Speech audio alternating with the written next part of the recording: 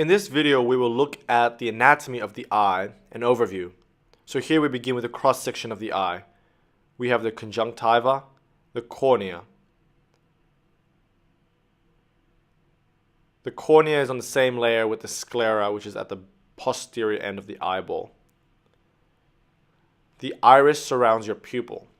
The iris makes the color of your eye and is responsible for the size, changing the size of the pupil through its two muscles. So here is the pupil, the black part of the eye, which captures the image you are seeing.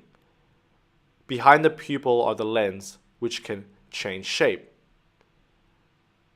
The primary refractive structures that bend the incoming light has to focus the image on the retina. These primary structures are the lens and cornea. So these are the main structures basically responsible for bending the incoming light to focus on the retina at the back.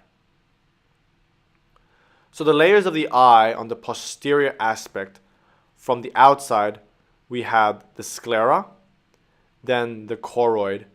Within the same layer of the choroid are the ciliary bodies. The choroid, ciliary bodies, and iris make up what is known as the uvea. The inner layer of the eyeball is the retina, which contain the photoreceptors. The retina has a section called the fovea. The fovea is a small central pit composed of closely packed cone cells, the cones in the eye, and cones are your photoreceptors. The retina captures images through the photoreceptors. These images then get sent along nerve fibers that travel through the optic disc and form the optic nerve, which is your cranial nerve number 2. Other structures that pass the optic disc are the retinal arteries and the veins. So what is inside the eyeball itself? Well, there is a fluid inside the eyeball. This fluid is called the vitreous humor. We say the vitreous humor occupies the posterior cavity of the eye, and we will learn about the anterior cavity next. But before going into the anterior cavity and the posterior cavity as well, let us just recap the basically layers of the eyeball. So the wall of the eyeball is made up of 3 layers. So the first layer is basically the fibrous sclera and the cornea, which is in the same layer. The second layer is the choroid, the iris, and the ciliary bodies, which make up the uvea. I think I pronounced that right. And then the third layer is the retina, which contain your photoreceptors, the rods and the cones. So let us zoom into the anterior section of the eyeball here. So here is the anterior section of the eyeball. There is the posterior cavity and an anterior cavity. The posterior cavity is separated from the anterior cavity by the lens. So here is the lens. So here the space anterior to the lens is known as the anterior cavity. And the posterior cavity, as I mentioned, contains the vitreous humor. Here are the ciliary bodies, and coming off the ciliary bodies and connecting the lens are suspensory ligaments. Thus we can say that the ciliary bodies are responsible for the shape of the lens, and we will learn about this later on. But keep note of that. So here is the iris, which is the color bit of your eye, and the iris contains muscles which contract or relax and is responsible for how big your pupil is and thus how much light is entering your eye or hitting your retina. Okay, now let us talk about the anterior cavity, which, as I mentioned, is separated from the posterior cavity by the lens. But the anterior cavity can be further divided by the iris into the anterior chamber and posterior chamber. The anterior cavity, unlike the posterior cavity, contains a fluid called the aqueous humor. The aqueous humor carries nutrients for the anterior structures of the eye. The aqueous humor is produced by the capillary network within the ciliary bodies, then drain into the canal of Schlemm before entering the blood. Canal of Schlemm is also known as the scleral venous sinus. So here we can see the aqueous humor produced from the ciliary bodies, and it drains into the canal of Schlemm. This canal is important because obstruction of the aqueous humor drainage can lead to an eye condition called glaucoma. And this is because pressure essentially builds up as the fluid cannot drain out. And so this will lead to glaucoma, which can damage the eye's optic nerve and can result in vision loss and blindness.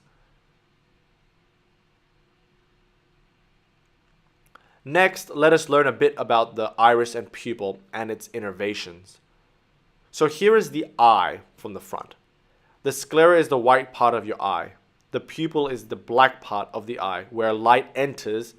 Surrounding the pupil is the iris. And the iris is remember the color of your eye. And the iris controls the size of the pupil and thus adjusts the amount of light entering the eye. Now let us look at two scenarios where the pupil constricts and relaxes. So pupillary constriction and pupillary dilation. Remember, the iris has two muscles. These are the sphincter muscles and the dilator muscles on the outside. The sphincter muscles are responsible for pupillary constriction, and these sphincter muscles are similar. The sphincter muscles are responsible for pupillary constrictions, and these sphincter muscles are stimulated by the parasympathetic nerve. Thus, sympathetic stimulation causes pupillary dilation through the dilator muscles. So when you're in fight or flight response, you have dilated pupils, so you can see more. Next topic in this video, we will look at accommodation, the lens and ciliary bodies. So again, just recapping, we have a cross-section of an eyeball. The fovea here contains a lot of cones, the photoreceptors, a particular type of photoreceptor. And where most of the image from the pupil is basically captured, the fovea. The fovea is within the layer called the retina, and the retina, as I mentioned, contains the photoreceptors, which send information to the nerve fibers that make up the optic nerve, and the optic nerve is cranial nerve number 2. As light passes through the eye, it is bent by the cornea and the lens, and is focused on the retina. So here is the cornea, and here is the lens. These are the primary structures responsible for focusing the light entering the eye, and it focuses on the fovea at the back. The lens is an elastic structure consisting of transient fibers. Here is a lens, but things can happen to the lens. The fibers of the lens can become opaque. This can result in no light entering the eye. This condition of the lens becoming opaque is called cataract. Okay, now, the greater the lens curvature, the more light bends. The ability to adjust the strength of the lens is known as accommodation. So basically, the ability to constrict, make the lens tight, is known as accommodation. And let us look at that now, and by looking at two different scenarios. So the strength of the lens depends on its shape, okay, which is regulated by the ciliary muscles. So if you remember your anatomy, here is your ciliary system. Sympathetic stimulation causes the ciliary muscles, the bodies, to relax. And this will cause the lens to flatten and weak. So it will basically make it relax. Parasympathetic stimulation, on the other hand, will constrict the ciliary muscles, resulting in a rounded, strong lens. So it's adjusting the strength of the lens for accommodation, remember. And these changes that the lens can perform by being, as I mentioned, round and stronger is part of accommodation. Okay, so how does accommodation work? Well, if you see an object far away, so a far source, there is no accommodation. and your lens do not need to change. When there is no accommodation, the ciliary muscles are relaxed, and thus the lens are relaxed. Light that enters the eye is refracted by the lens and hits the retina, and all is good. However, when your eye focuses on objects close to you, so near source, you need to accommodate. There has to be accommodation, and this is where the parasympathetic nerve causes the ciliary muscles to contract, and so the lens tighten, and the light can then be refracted more, and thus more focused on the retina. So I hope that made sense. Again, normally light is adjusted so that light hits the retina. There is a condition, however, where the lens changes with age. This is known as presbyopia, and this results in a reduced ability to accommodate.